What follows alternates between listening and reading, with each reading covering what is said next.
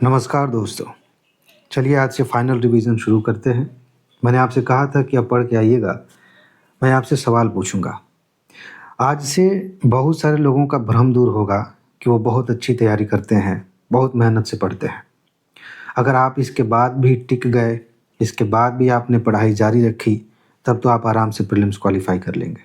लेकिन अगर आप डर गए, अगर आपको ये लगने लगा कि अरे मैंने तो कुछ पढ़ा ही नहीं है, यहाँ पर वीडियो देखने पर मुझे लगता है कि मैं कुछ हूँ ही नहीं, मेरा कॉन्फिडेंस ख़त्म हो जाता है, तो भाग के जाएंगे कहाँ?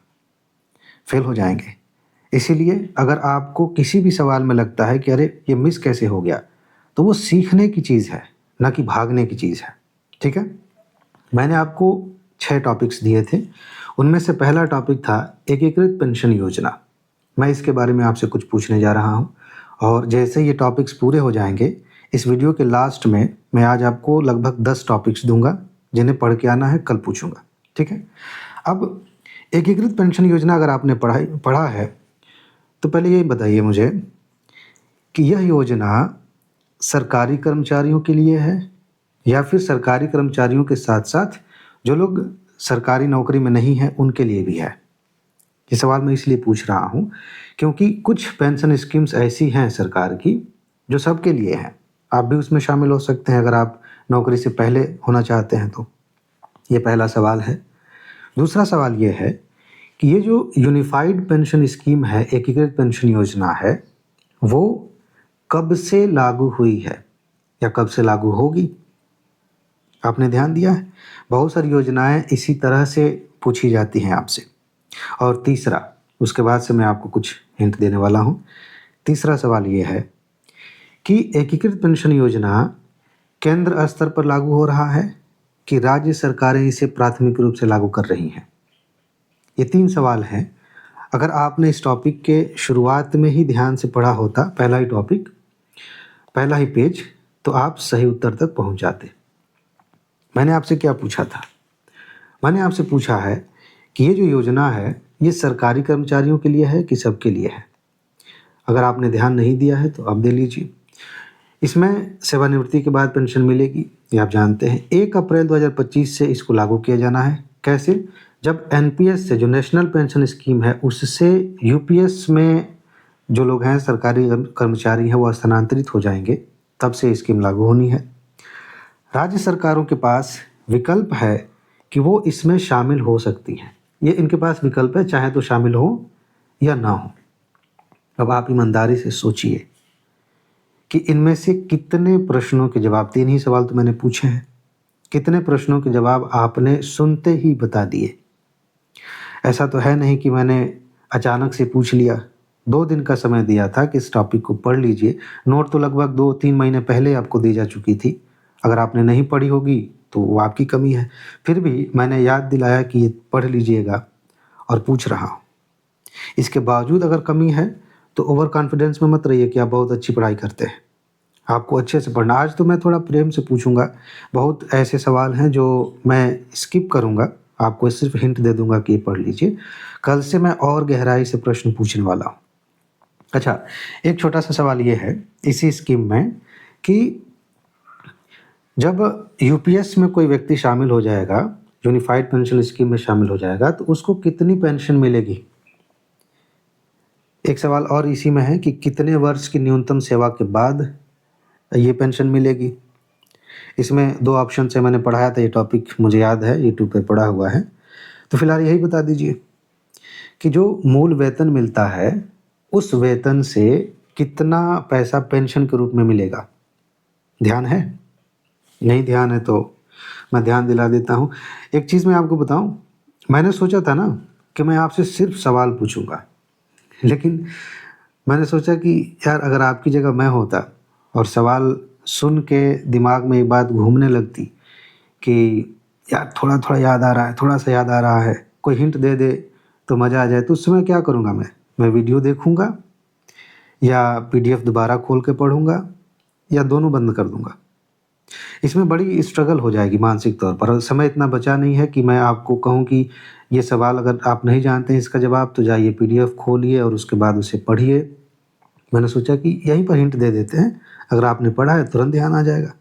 तो जो मैंने पूछा है उसका जवाब ये है कि अंतिम 12 महीने आखिरी वर्ष में जो सैलरी मिल रही होगी, मान लेते हैं आप इसमें शामिल हैं, ठीक है, आप आईएएस बन गए हैं, आप इसमें शामिल हैं, तो अंतिम 12 महीनों में जो आपको सैलरी मिल रही होगी उसका 50% जो है ये पेंशन के रूप में मिलेगा, ठीक है। ये एक सवाल है।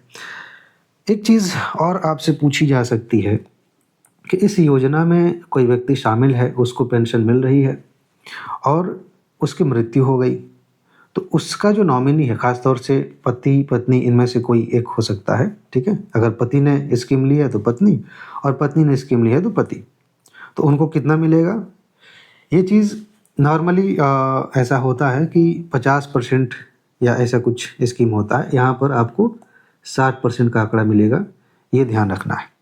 जो व्यक्ति है परिवार का, उसको 60% जो मिल रहा था पेंशन, जैसे मान लीजिए 1 लाख रुपए मिल रहे थे तो 60,000 रुपये मिलेंगे।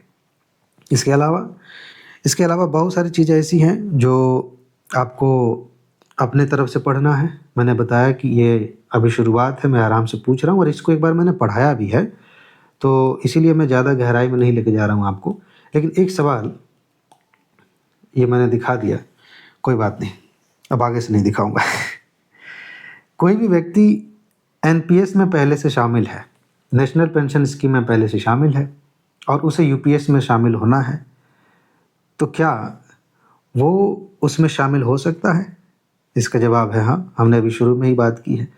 लेकिन ये जो विकल्प है कि हम एनपीएस से यूपीएस में शामिल हो रहे हैं, ये स्विच करने का ऑप्शन कितनी बार मिलेगा, ये इम्पॉर्टेंट बात है। और यूपीएससी यहाँ पर आपसे घुमा कर पूछ सकती है। ऐसा नहीं है कि एक बार कहे कि हम एनपीएस से अब यूपीएस वाला स्कीम का लाभ लेंगे और कुछ दिन बाद कह रहे हैं कि नहीं नहीं इसमें मज़ा नहीं आ रहा, अब हम वापस एनपीएस में जाएंगे। ऐसा नहीं होगा। सिर्फ एक बार आप चुन सकते हैं कि एनपीएस में रहना है या यूपीएस में जाना। एक बार आपने चुन लिया, उसके बाद से दोबारा नहीं जा सकते, वापस नहीं जा सकते। बाकी आपको अपनी तरफ से ये पढ़ना है कि जो पुरानी इसकी जो अभी है यूपीएस है और ओपीएस एक है। ओपीएस ओल्ड पेंशन स्कीम है, एनपीएस से पहले भी। एनपीएस जो आया है ये पहले था ओपीएस ओल्ड पेंशन स्कीम, उसके बाद से एनपीएस आया, फिर यूपीएस अभी अभी आया है।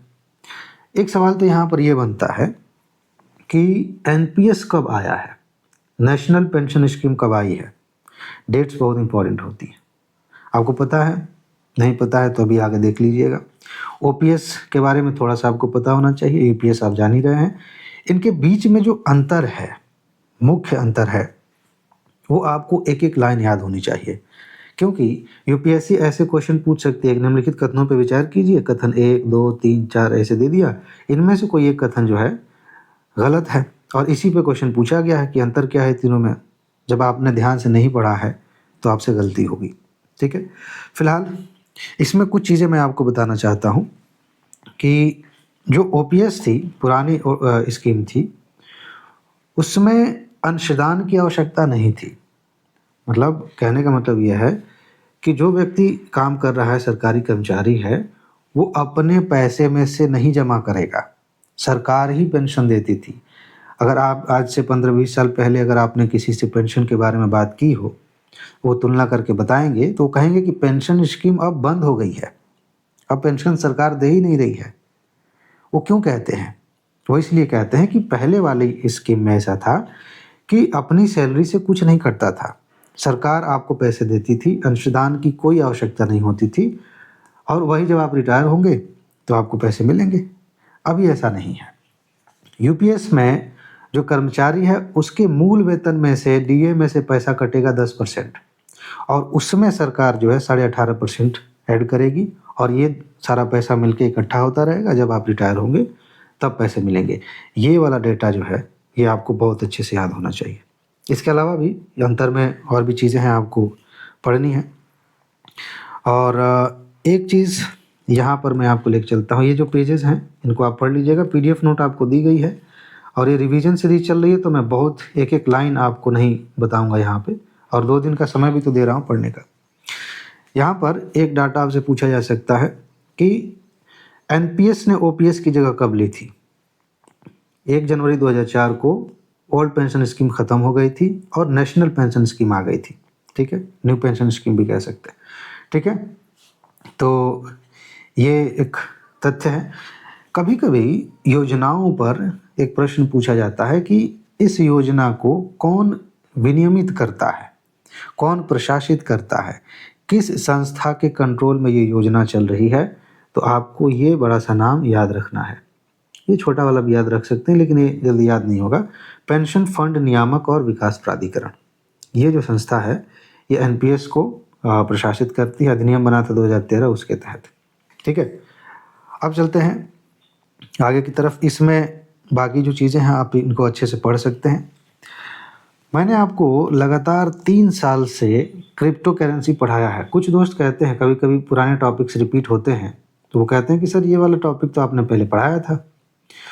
तो अगली बार मैं क्यों इसको ले रहा हूँ? क्योंकि लगातार यहाँ से क्वेश्चंस आ रहे हैं। मैंने आपको क्रिप्टो करेंसी और ब्लॉकचेन 3 सालों से पढ़ाया है और बार-बार अलग-अलग तरीके से यहाँ से क्वेश्चंस आ रहे हैं। और आने वाले समय में भी अभी अगर आप शेयर मार्केट में थोड़ा-सा भी इंटरेस्ट रखते हैं, तो आपको समझ में आया होगा कि क्रिप्टो करेंसी में जो उतार-चढ़ाव हो रहे हैं वो कैसे हैं। कुछ लोगों के लिए भयानक हैं, कुछ लोगों के लिए अच्छे हैं। और सारा खेल ब्लॉकचेन टेक्नोलॉजी पे चल रहा है। ब्लॉकचेन का और भी अलग-अलग इस्तेमाल है। ये सिर्फ क्रिप्टो करेंसी के लिए नहीं है। प्रशासन में भी, यहाँ तक कि एग्रीकल्चर में भी, बहुत सारी चीज़ों में, हमारे जीवन के बहुत से हिस्सों में ब्लॉकचेन का इस्तेमाल है। ठीक है? तो यहाँ से क्वेश्चन बन सकते हैं, बन ही रहे हैं लगातार। लेकिन पहले हमने क्रिप्टो करेंसी लिखा है। मैं आपसे एक सवाल पूछ रहा हूँ, ईमानदारी से बताइएगा अगर आपने पढ़ा है तो। सबसे पहले मैं एक पैटर्न बताता हूँ यूपीएससी का। इस तरह के जो टॉपिक्स होते हैं, यूपीएससी उनमें क्या करती है कि कुछ नाम दे देती है। नाम अजीब से, कई अगर आपने पीवाईक्यू देखा हो तो कीटनाशकों के नाम दे दिया, कुछ टेक्नोलॉजीज़ के नाम दे दिया, कोई खोज हुई है उसका नाम दे दिया और आपसे पूछा कि ये क्या है? अब मैं आपसे पूछ रहा हूँ कि रिपल क्या है? बिटकॉइन तो आप जानते हैं, इथेरियम भी शायद जानते होंगे। लेकिन अगर बिटकॉइन और इथेरियम को छोड़ के यूपीएससी ने रिपल और लाइट कॉइन पूछ लिया, हालांकि लाइट कॉइन में आप गेस कर सकते हैं कि कॉइन है तो बिटकॉइन हो सकता है। एक शब्द पूछ लिया रिपल और बाकी चीज़ें आगे पीछे जोड़ के पूछ ली तो। इसीलिए किसी भी टेक्नोलॉजी को जो आप पढ़ रहे हैं तो आपको ये भी पता होना चाहिए कि उसके जो एग्जाम्पल्स हैं, जो नाम है, उससे निकली हुई जो चीज़ें हैं, जो प्रोडक्ट्स हैं वो क्या है, उनका नाम क्या है। इसीलिए ये आप याद रखिएगा कि आपसे बिटकॉइन शायद ना पूछा जाए, लेकिन इथेरियम, रिपल और लाइट कॉइन पूछा जा सकता है और सिंपल सा पूछा जा सकता है कि ये है क्या। अब आते हैं दूसरे एस्पेक्ट में।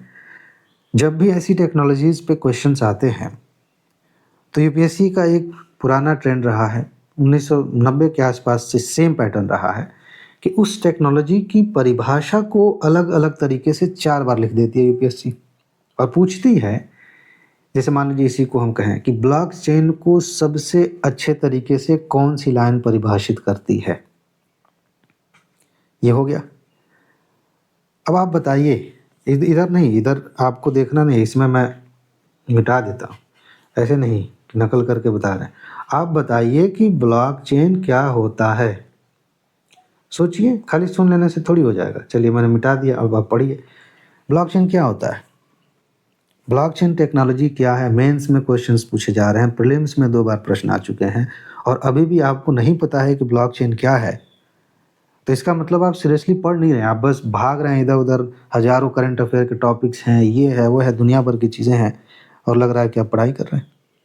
क्या है ब्लॉकचेन टेक्नोलॉजी? इसमें से कुछ कीवर्ड्स आपको ध्यान रखने हैं।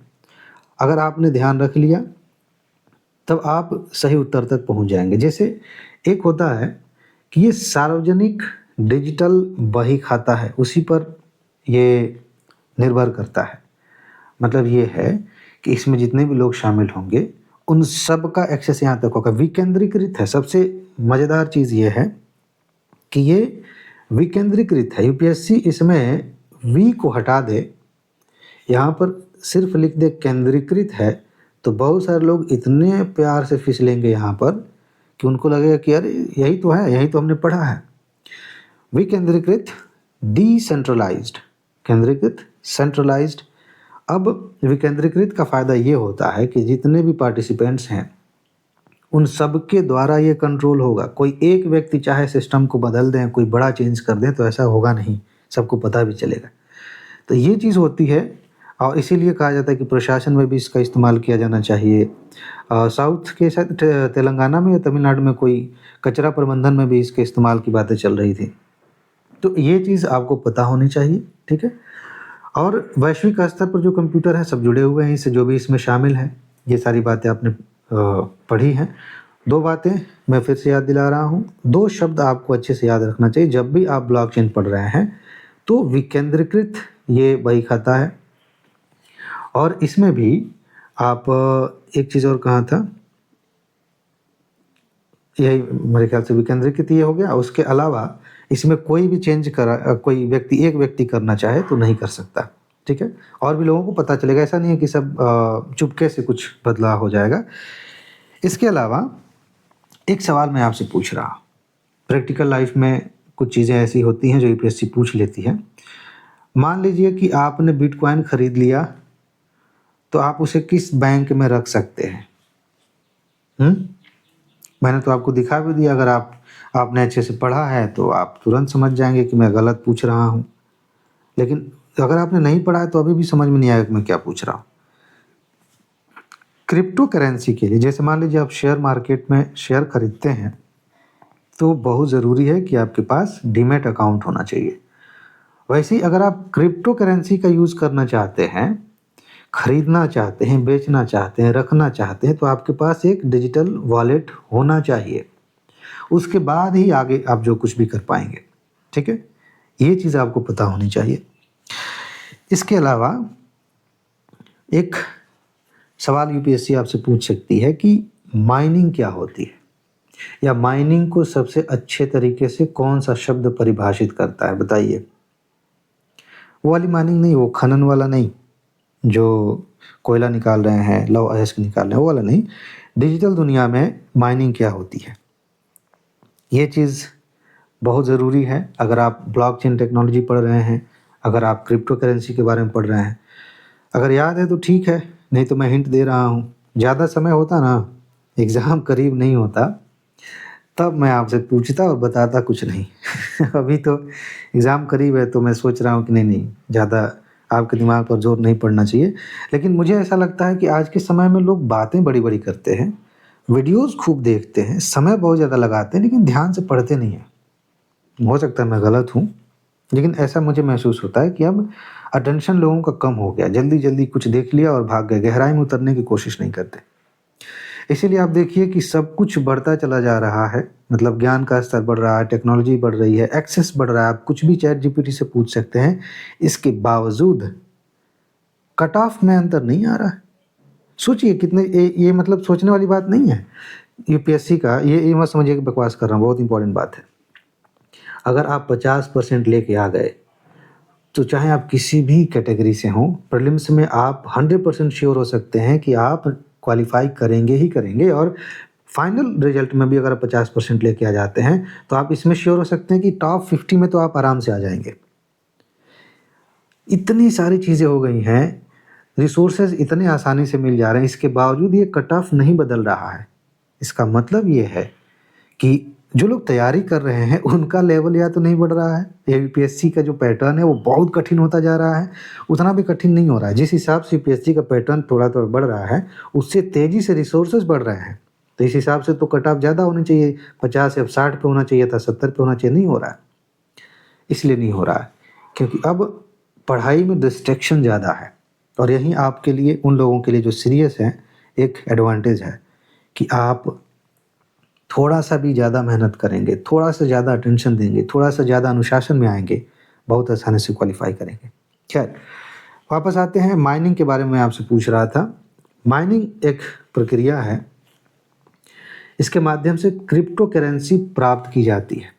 कुछ डिजिटल गणितीय समीकरण होते हैं, वो हल किया जाता है और ये क्रिप्टो करेंसी प्राप्त की जाती है। इसमें आपने पढ़ा होगा कई बार कि इसमें विद्युत बहुत ज़्यादा लगता है, इलेक्ट्रिसिटी बहुत ज़्यादा लगती है। ये सारी चीज़ें आप मेंस में लिखेंगे, आगे हम बताएँगे। और भी चीज़ें इसमें, इसकी एक तो ये प्राप्त करने की चीज़ हो गई माइनिंग ओरिजिनली, और एक होता है इसकी ट्रेडिंग।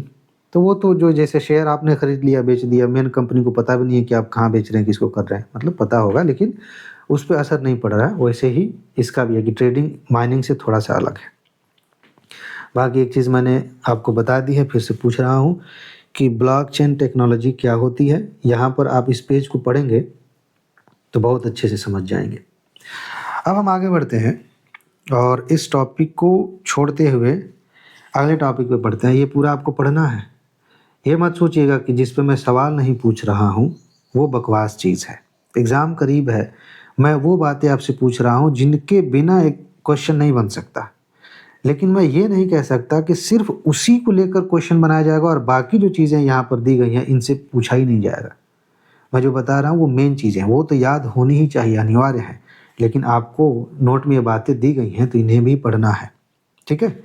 चलिए आगे बढ़ते हैं। अगला टॉपिक आप बता सकते हैं कौन-सा है? इतना तो गेस कर सकते हैं, 2 दिन का टाइम दिया है।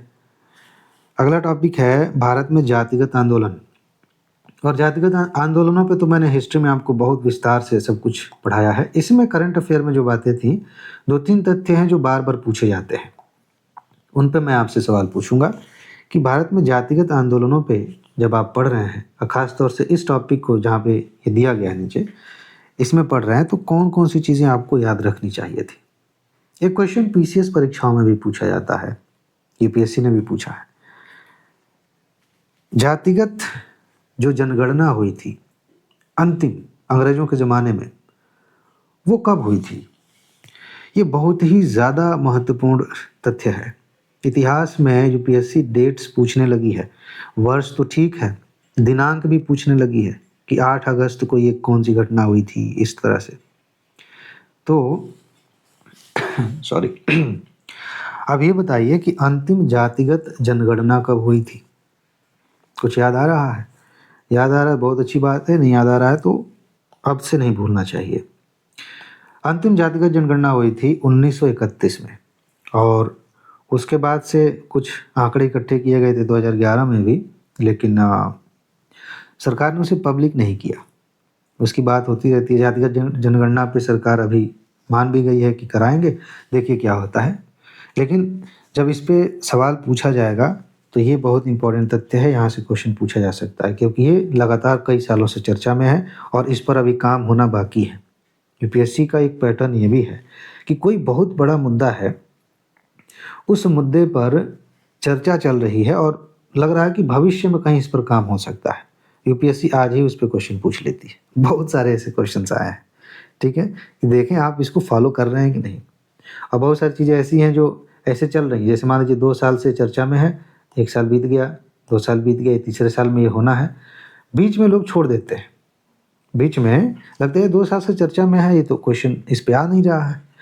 बात ये नहीं है कि 2 साल से चर्चा में है कि 3 साल से चर्चा में है, बात ये कि ये इम्पोर्टेंट है, चाहे 6 महीने चर्चा में रहे, चाहे 5 साल चर्चा में रहे।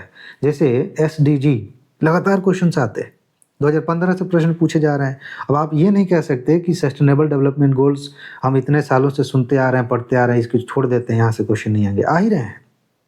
तो ऐसे ही इसी बात को ध्यान में रखते हुए अगर आप बहुत बहुत ध्यान से देखेंगे इस पीडीएफ को, जिसमें से टॉपिक्स मैं आपको दे रहा हूँ, तो आपको पता चलेगा कि इसमें जो टॉपिक्स हैं ना, ये पुराने टॉपिक्स हैं।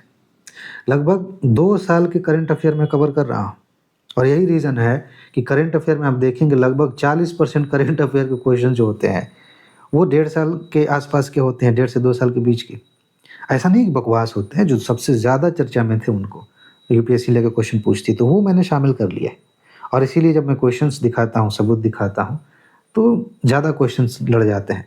क्योंकि नॉर्मली जो लोग पढ़ा रहे हैं उनका पैटर्न क्या है कि जून में एग्ज़ाम ख़त्म हुआ, मान लेते हैं नॉर्मली जून में होता है, तो वो अगले साल के लिए जून से करंट अफेयर पढ़ाना शुरू करेंगे। यूपीएससी मूर्ख नहीं है, यूपीएससी को मूर्ख समझना बंद कीजिए। ये किसने बताया आपसे कि जून में प्रीलिम्स खत्म हुआ तो यूपीएससी जून से ही प्रीलिम्स के लिए क्वेश्चंस बनाएगी अगले साल के लिए? कितनी मूर्खता वाली बात है, कितना नॉनसेंस है ये कि नहीं इसके बाद से सब यूपीएससी ने पूछ लिया और अब आगे से नया नया पूछेगी। ऐसा नहीं होता, आँख खोलिए देखिए कि ऐसा नहीं होता है। बहुत सारे क्वेश्चंस ऐसे आ रहे हैं जो इस जून के पीछे से आ रहे हैं। हो सकता है कि इसके पहले जनवरी से क्वेश्चंस आ रहे हैं, फरवरी से, इसीलिए लोगों को लगता है कि ये कहाँ से आ गया। इन चीज़ों को मैं नहीं छोड़ रहा हूँ, इसलिए ज़्यादा क्वेश्चंस लड़ते हैं। चलिए वापस आते हैं, कहानी को आगे बढ़ाते हैं। अभी तो बहुत कुछ पूछना है आपसे।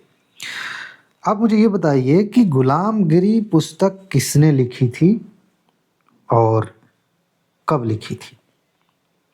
और अगर मैं आपसे पूछूं कि इसमें क्या लिखा गया था, तो ये गलत नहीं होगा, यूपीएससी के पैटर्न के हिसाब से बहुत इंपॉर्टेंट है। गुलामगिरी किसने लिखा था? चलिए थोड़ा सा हिंट और देता हूँ। जो अस्पृश्य शब्द है, अछूत शब्द है, इसमें एक नया शब्द जोड़ा गया था, दलित। दलित का मतलब होता है जिनको दबाया गया है। ये शब्द किसने जोड़ा था? व्यक्ति एक ही है, आप बताइए। इतिहास पढ़ा है आपने ना? चलिए थोड़ा सा नकल कराता हूँ, लेकिन ध्यान रखिएगा एग्जामिनेशन हॉल में है, वहाँ नकल कराने के लिए कोई नहीं होगा, तो दिमाग पर थोड़ा सा जोर डालिए और इसको याद कर लीजिए। किसने किया था ये? गुलामगिरी पुस्तक किसने लिखी थी? मैं यहाँ पर दिखा देता हूँ, ज्योतिबा फुले। ठीक है, ये नाम याद रहेगा आगे से, ध्यान रखिएगा, ये चीज़ आपको याद रखनी है। और दलित शब्द भी इन्होंने ही इस्तेमाल किया था सबसे पहले। एक सवाल इस टॉपिक में और बनता है कि मनुस्मृति को अंबेडकर साहब ने आग लगा दी थी कि इसकी वजह से समाज में भेदभाव होता है, और आपसे मेंस में भी इस पे प्रश्न पूछा गया है, प्रीलिम्स में भी। सवाल ये है कि ये कब हुआ था? ये मैं आपको नकल करने का मौका दे रहा हूँ, याद कर लीजिए, क्योंकि नॉर्मली ये भूल जाता है। हर बात पे जोर देना ठीक नहीं है कि आपको क्यों नहीं याद है, क्यों नहीं याद है। 1927 में ये घटना हुई थी, और 1930 में ये कई बार यूपीएससी ने पूछा है। और मैं एक चीज़ आपको बता दूं, लगभग हर साल, मैं फिर रिपीट कर रहा हूँ, लगभग हर साल, शायद ही कभी ऐसा हो कि ऐसा ना पूछा जाए, फिर से रिपीट कर रहा हूँ, लगभग हर साल इतिहास में, आधुनिक भारत के इतिहास में एक क्वेश्चन ऐसे पूछा जाता है जिसमें संस्थाओं से प्रश्न आते हैं कि ये संस्था किसने बनाई थी, या इस संस्था से कौन जुड़े थे, या मिलान करने के लिए दे दिया, या कब ये संस्था बनी थी। किसी न किसी रूप में ये क्वेश्चन आता है, और ऐसा नहीं है कि कहीं से भी आ जाता है। उसके दो ही क्षेत्र हैं, तीन कह लीजिए। पहला है जो सबसे ज़्यादा क्वेश्चंस आते हैं, वो है सामाजिक सुधारों से, जैसे कि ये है 1930 में अम्बेडकर साहब ने अखिल भारतीय दलित वर्ग संघ की स्थापना की थी। ठीक ऐसे ही मिलता जुलता नाम आप देखेंगे, गांधी जी ने भी एक संस्था बनाई थी। ठीक है, तो उस पर क्वेश्चंस आते हैं। अच्छा, तो एक ये हो गया। जो दूसरा है वो है क्रांतिकारी संगठन। क्रांतिकारी संगठनों से भी प्रश्न पूछे जाते हैं, किसने बनाई थी, कहाँ बनाई थी, कौन उसमें शामिल था, कुछ भी पूछा जा सकता है। और तीसरा है कांग्रेस से संबंधित, कांग्रेस के गठन से पहले और कांग्रेस के गठन के बाद जो राजनीतिक संस्थाएं बनाई गई थी, उन पर क्वेश्चन आते हैं। ये 3 सेक्शंस हैं। हिस्ट्री वाली नोट में आपको अच्छे से मिल जाएगा, ये पूरा आप अच्छे से वहाँ से पढ़ लीजिएगा। फिलहाल 1930 में अखिल भारतीय दलित वर्ग संघ की स्थापना की थी अम्बेडकर साहब ने। अच्छा, एक क्वेश्चन और बता दीजिए, एक सेकंड रुकिए जरा। हाँ, तो मैं आपसे पूछ रहा था कि इंडिपेंडेंट लेबर पार्टी 1936 में बनी थी, और अखिल भारतीय अनुसूचित जाति संघ 1942 बनी थी। इसके बारे में आप क्या जानते हैं? या यूं कहें कि क्या अंबेडकर साहब का इससे कोई संबंध था या नहीं था? अगर आप पीवाईक्यू उठा कर देखें तो आपको एक पैटर्न दिखेगा। यूपीएससी ने इस पर भी क्वेश्चंस पूछे हैं बार बार कि कोई व्यक्ति किस संस्था से जुड़े थे, उसमें शामिल थे कि नहीं। तो हो सकता है कि उन्होंने न बनाया हो, बाद में उसमें शामिल हुए हों, लेकिन ऐसे क्वेश्चंस आ रहे हैं। तो ये जो मैंने 2 नाम लिए हैं, बहुत ही इस एंगल से नाम लिए हैं कि आप गेस कर सकते थे कि इसका जवाब है हाँ हाँ हाँ हाँ भाई हाँ। तो ये ध्यान रखने वाली बात है। ठीक है, इसके बाद एक क्वेश्चन पूछा था यूपीएससी ने पेरियार के बारे में कि वो किस पार्टी से जुड़े थे। डायरेक्ट ऐसे नहीं पूछा था, लेकिन पूछने का मतलब यही था कि वो किस पार्टी से जुड़े थे। ठीक है, तो अगले स्लाइड में वही दिखने वाला है, आप गेस करिए। पेरियार के बारे में विस्तार से हमने पढ़ा है, नोट दी गई है। फिलहाल के लिए आप ही याद रखिए कि वो जस्टिस पार्टी से जुड़े हुए थे। ठीक है, ये आपको नाम याद रखना है, बहुत इंपॉर्टेंट है।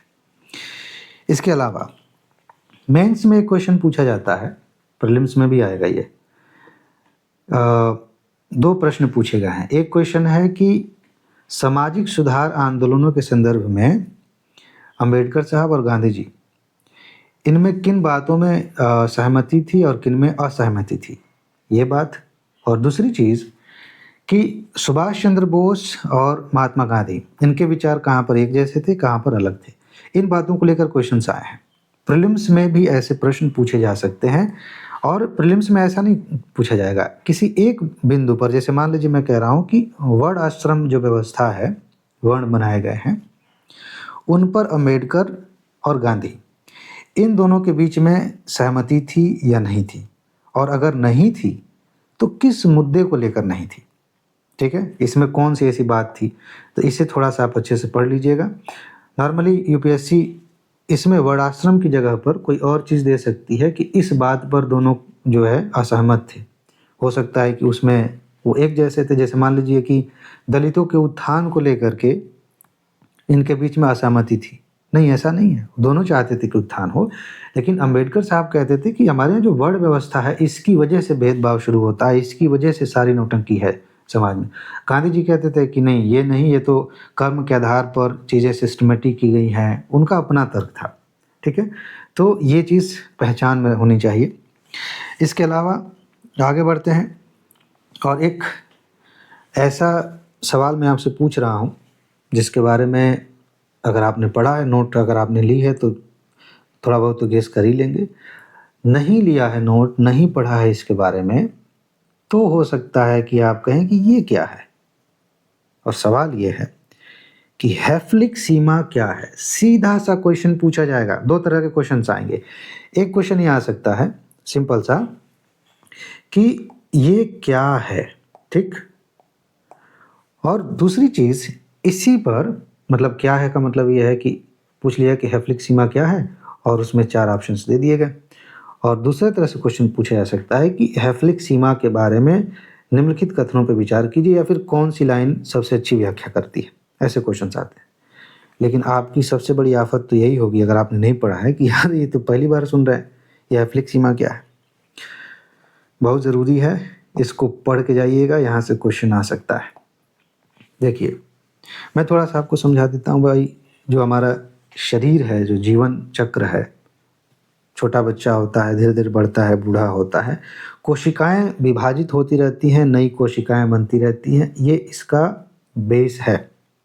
ठीक है, जब तक ये काम चलता रहता है, शरीर अपने आप को रिन्यू करता रहता है। अब तक हम लोग, अगर मान लीजिए आप 30 साल के हैं, तो अब तक कितनी बार आपका शरीर पूरी तरह से नया हो चुका है, शायद आपको पता नहीं होगा। तो ये होता रहता है। एक समय ऐसा आता है कि ये बंद हो जाता है और कोशिकाएं विभाजित नहीं, रुक जाती है। फिर वहाँ से बुढ़ापा शुरू होता है। अब शरीर नया नहीं हो रहा है, धीरे धीरे बूढ़ा हो रहा है। ये चक्र थोड़ा धीमा हो गया है। ठीक है, तो जहाँ से वो बंद हो जाता है उसी को हम हैफ्लिक सीमा कहते हैं। और यहाँ पर मैंने जो लिखा हुआ है पढ़ के सुना देता हूँ।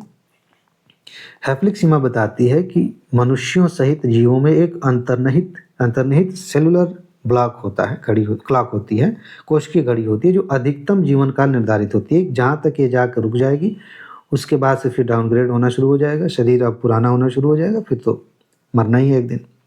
ठीक है, तो ये है हैफ्लिक सीमा, और इसके बारे में थोड़ा सा आप और पढ़ लीजिएगा। सिर्फ इसमें इतना ही पढ़ना है, इसके बारे में बहुत अधिक चीज़ें पढ़ने की ज़रूरत नहीं है। एक क्वेश्चन और पूछा जा सकता है इसको आधार बना के कि कोशिका विभाजन क्या होता है। कोशिका विभाजन आपने पढ़ा होगा हाई स्कूल में ही, उसमें भी यूपीएससी लेवल पे आते हैं तो एक क्वेश्चन आ सकता है कि माइटोसिस क्या होता है। बहुत इंटरेस्टिंग यह शब्द है, बायोलॉजी में पूछा जा सकता है, पीसीएस परीक्षाओं में भी पूछा जा सकता है। ये कोशिका विभाजन आप पढ़ लीजिएगा, माइटोसिस, इसको याद रख लीजिए। वह प्रक्रिया है जिसके माध्यम से शरीर कोशिकाएं विभाजित होती हैं। जो कोशिकाएं विभाजित हो रही हैं उसी प्रक्रिया को माइटोसिस कहा जाता है। ये बहुत इंपॉर्टेंट है। ठीक है, बस इतना ही ध्यान रखना है, बायोलॉजी में ये काम आ जाएगा। अब आगे बढ़ते हैं। निवारक निरोध के नए मानक लाए गए थे। ठीक है, और उसमें सुप्रीम कोर्ट ने बहुत सारी बातें कही थी। आपको पता है इस पर यूपीएससी ने अब तक कितने क्वेश्चंस पूछे हैं? नहीं पता होगा। पीवाईक्यू आप देखते नहीं। जो लोग पीवाईक्यू देखते हैं ना, उनको मेरी बातें बहुत ही सामान्य लगेंगी, बहुत साधारण सी बात। मतलब ये नहीं लगेगा कि कोई चमत्कारिक बात कर रहे हैं कि यहाँ से ये क्वेश्चन आ जाता है, ये हो जाता है। इसका आधार वही है। ऐसा नहीं कि कोई छुपी हुई बात है। मैंने पीवाईक्यू को घोल के पी लिया है। अपनी तैयारी के दौरान उस पे इतनी, मैंने बताया था ना कि सिलेक्शन नहीं हो रहा, क्यों नहीं हो रहा था, फिर मैंने उस पे ध्यान दिया, फिर प्रीलिम्स निकलना शुरू हुआ। तो उसका आधार यही है आज भी, कि पीवाईक्यू के पैटर्न को जब आप देखना शुरू करते हैं, बहुत कुछ समझ में आता है और बहुत सारे टॉपिक्स दिखने लगते हैं कि अच्छा ये 3 बार पूछा गया है, आगे फिर चर्चा में है, तो अब कहाँ से क्वेश्चन आएगा? आ सकता है इस एंगल से, आ सकता है। तो ये सारी चीज़ें दिखनी शुरू हो जाती हैं। अगर किसी को भ्रम है कि सिर्फ मेहनत कर देने से, पढ़ाई कर लेने से हो जाएगा, तो वो भ्रम में ही जिएगा। सिलेक्शन नहीं होना है। आपको इस लेवल पे पहुंचना पड़ेगा कि आप बहुत कुछ गेस कर सकते हैं। एक टॉपिक को देखकर आप गेस कर सकते हैं कि इसमें अगर क्वेश्चन बना तो वो किस तरह का क्वेश्चन होगा। ये बहुत कमाल की चीज़ है। ये कोई चमत्कारिक बात नहीं। जैसे मान लीजिए कोई अधिनियम बना है, सिंपल सी बात है, कोई अधिनियम बना है नया नया, और उस अधिनियम पर क्वेश्चन बनना हो, तो आप क्या उम्मीद करेंगे कि यूपीएससी किस फॉर्मेट में क्वेश्चन बनाएगी? अगर आप पीवाईक्यू देखेंगे तो पता चलेगा कि ज़्यादा संभावना है कि इस अधिनियम में जो प्रावधान किए गए हैं वही पूछे जाएंगे। इसमें क्या चमत्कार हो गया? कोई टेक्नोलॉजी आई है नई नई, इस पर क्या क्वेश्चन पूछा जा सकता है? सबसे ज़्यादा संभावना है कि या तो इसके उपयोग पे क्वेश्चन पूछा जाएगा, या फिर इसमें कोई कीवर्ड है, जैसे क्वांटम शब्द पूछ लिया गया, या फिर वही क्वांटम कंप्यूटर में क्यूबिट्स पूछ लिया आपसे, तो जो कीवर्ड है उनका मतलब पूछ लिया जाएगा। ये कहाँ से समझ में आता है? जब आप पीवाईक्यू देखते हैं तब। ठीक है, एक सेकेंड। हाँ, अब मैं आपसे सवाल पूछ रहा हूँ। निवारक निरोध में सबसे स्पेशल बात है, एक सेकेंड रुक जाइए। हाँ, तो मैं ये कह रहा था कि इसमें सबसे स्पेशल बात है कि आप जानें कि संविधान के किस अनुच्छेद के तहत ये पूरी प्रक्रिया लाई जाती है। सबसे पहले तो आप यही बताइए कि निवारक निरोध होता क्या है। ये 22 में बाद में बात करेंगे, थोड़ा बहुत तो पता होना चाहिए। निरोध का मतलब डिटेंशन वाला, ठीक है। तो ये क्या होता है, इसमें मैं आपसे पूछ रहा हूँ थोड़ा सा अंदर जाके, कि इसके 2 प्रकार होते हैं। अगर आपने पढ़ा है तो जानते हैं। एक होता है दंडात्मक निरोध और एक होता है निवारक निरोध। नज़रबंदी भी इसको कहते हैं। आप किसी को पकड़ के कैद कर लिया गया, नज़रबंद कर लिया गया, तो एक दंडात्मक होता है और एक निवारक होता है। यूपीएससी ने मान लीजिए कि आपसे पूछ लिया कि ये नीचे कथन दिए गए हैं और इन कथनों में आप बताना है कि कौन सा कथन निवारक निरोध से संबंधित है, या ऊपर कह दे कौन सा दंडात्मक निरोध से संबंधित है। उसमें आर्टिकल भी हो गया, सारी बातें पूछ ली गई, 3-4 कथन दे दिए गए। कैसे जानेंगे आप? दोनों का अंतर एकदम स्पष्ट होना चाहिए, ठीक है। और उसका अंतर आपको यहाँ दिखेगा। देखो, एक मिनट, मुझे आप थोड़ा बहुत गेस कर सकते हैं। बाहर से थोड़ी सी आवाज़ आ रही है, डिस्टर्ब हो रहा है। मैं थोड़ा सा पॉज करता हूँ, ठीक है।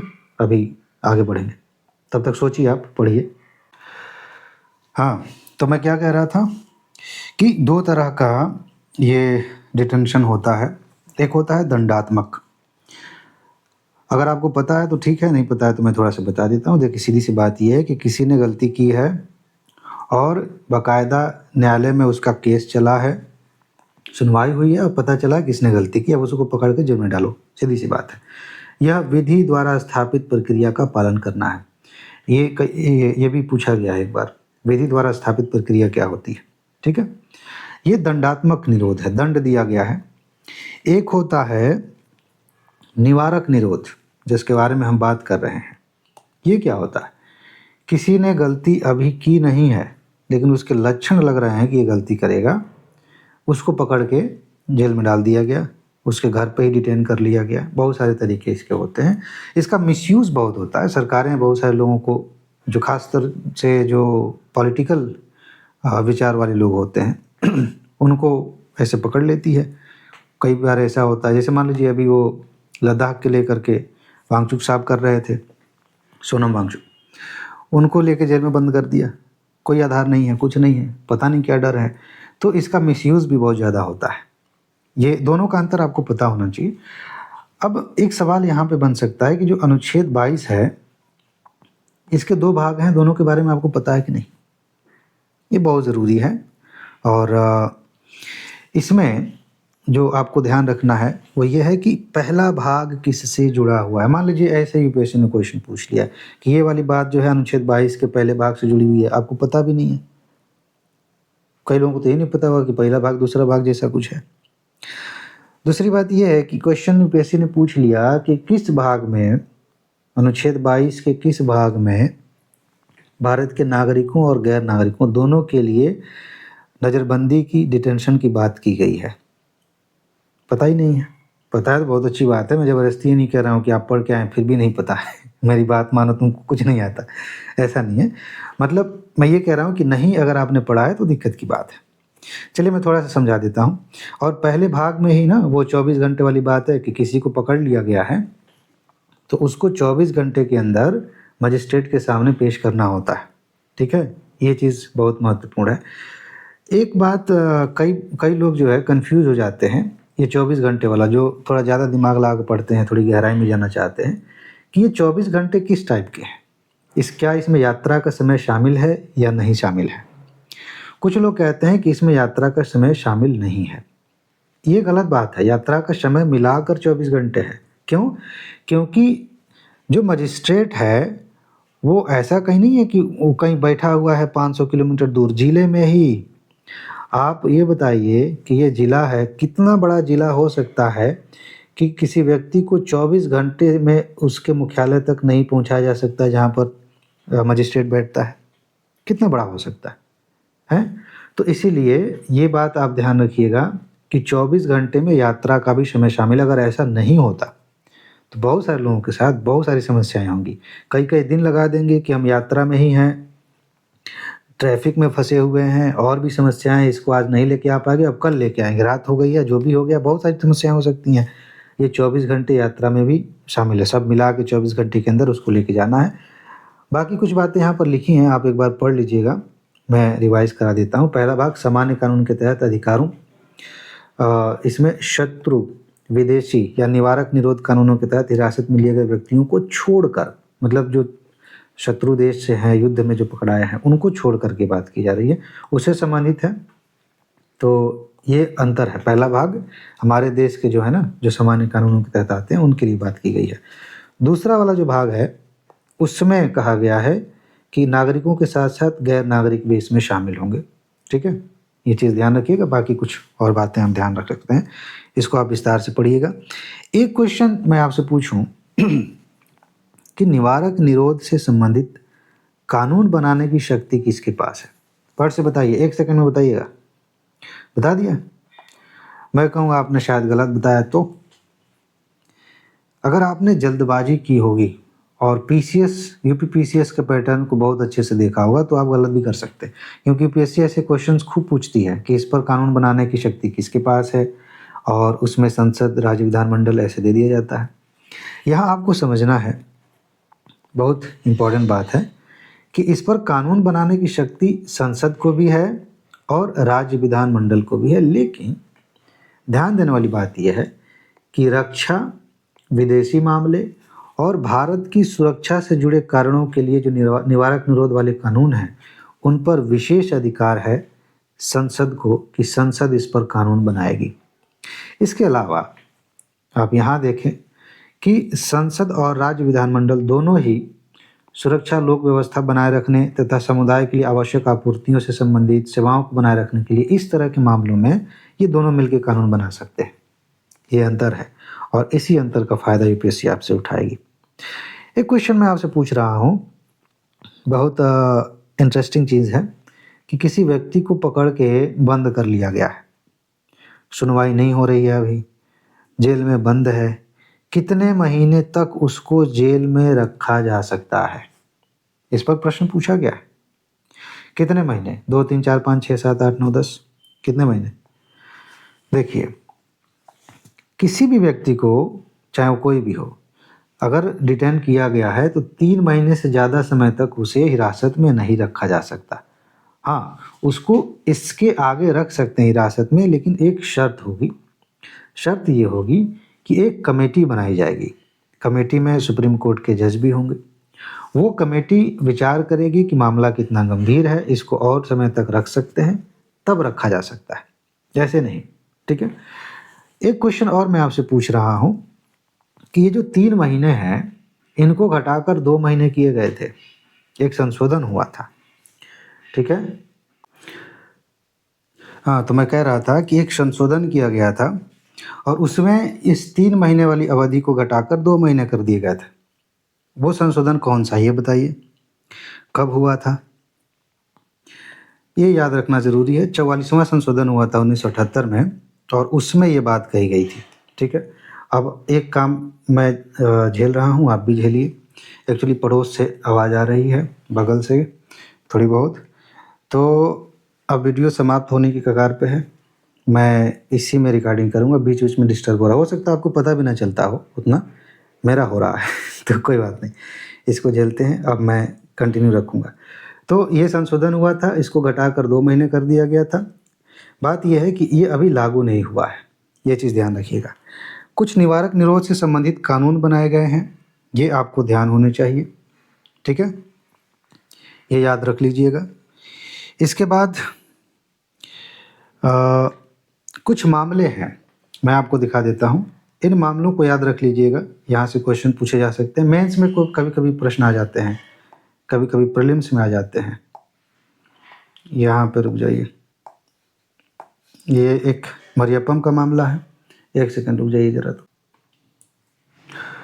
हाँ, तो ये एक मामला है। इसके अलावा प्रेम नारायण का मामला है, अभय राज गुप्ता वाला मामला है। ये थोड़ा थोड़ा आप देख लीजिएगा कि इससे संबंधित क्या सुप्रीम कोर्ट ने कहा था, ये आपसे क्वेश्चन पूछा जा सकता है। और आज का मेरे ख्याल से आखिरी टॉपिक है भविष्य का भोजन। एक सिंपल सा क्वेश्चन यहाँ से पूछा जा सकता है कि स्मार्ट प्रोटीन क्या होता है, बताइए ज़रा। स्मार्ट प्रोटीन का नाम आपने सुना होगा। स्मार्ट प्रोटीन क्या होता है, इसके बारे में आपको पता होना चाहिए। और वो जो है आपको यहाँ दिखेगा। जो भी सोर्सेज हैं, परंपरागत तरीके हैं, उनसे थोड़ा सा हट के अपरंपरागत स्रोतों जैसे शैवाल है, कवक है, कीट हैं, इनसे प्रोटीन बनाया जाता है। इसको हम कहते हैं स्मार्ट प्रोटीन। और भी चीज़ें हैं, इस पे क्वेश्चन सीधा सीधा पूछा जाएगा कि ये क्या है। एक क्वेश्चन आपसे पूछा जा सकता है बायो E3 नीति क्या है। इसके बारे में हमने विस्तार से अलग डिस्कस किया है, वो भी आएगा। इसके बारे में थोड़ा सा पढ़ लीजिएगा। और अब हम अगले टारगेट की बात करते हैं। अब आपको पढ़ के आना है। अब मैं विस्तार से थोड़ा और भी पूछूंगा। केवलादेव राष्ट्रीय उद्यान, उसमें टील कार्बन के अध्ययन से लेकर के बातें चर्चा में थी, दादा भाई नौरोजी। और भारत के परमाणु सिद्धांत के 25 वर्ष, आपदा प्रबंधन, और एक्वेटिक डीऑक्सीजनेशन, यहाँ पर यह ऐसे होना चाहिए था, 2 शब्द हैं अलग अलग। ठीक है। बायो E3 नीति विस्तार से हम देखेंगे। और HRA के बारे में, एक राष्ट्र एक चुनाव, न्यायालयों में ब्लैक कोड सिंड्रोम। अब सवाल मन में आएगा कि ये भी है ब्रेन कंप्यूटर इंटरफेस, इसको हम पढ़ेंगे कहाँ से। अगर आपने PDF नोट ली है तो करंट अफेयर पार्ट 1 के नाम से एक नोट दी गई है, ग्रुप में भेजी गई है, आप वहाँ पढ़ेंगे, उसी में है। और अगर आपने नोट नहीं ली है तो सारी नोट एडवांस में दी जा चुकी है, बस करंट का थोड़ा सा बचा है, वो भी दिया जाएगा। ये तो दिया ही जा चुका है। इस पर मैसेज करिए, तुरंत नोट ले लीजिए और पढ़ना शुरू करिए। अगर आप ऐप के माध्यम से लेना चाहते हैं तो नीचे डिस्क्रिप्शन में कमेंट में स्टडी विद मास्टर ऐप का लिंक दिया गया है, आप वहाँ से भी डाउनलोड करके नोट परचेज कर सकते हैं। ठीक है जी। तो आज बस इतना ही है। अपना ख्याल रखिए, खुश रहिए, मस्त रहिए, मुस्कुराते रहिए, जल्दी से सफल होइए और ज़िंदगी को एंजॉय कीजिए। आगे मिलते हैं। नमस्कार।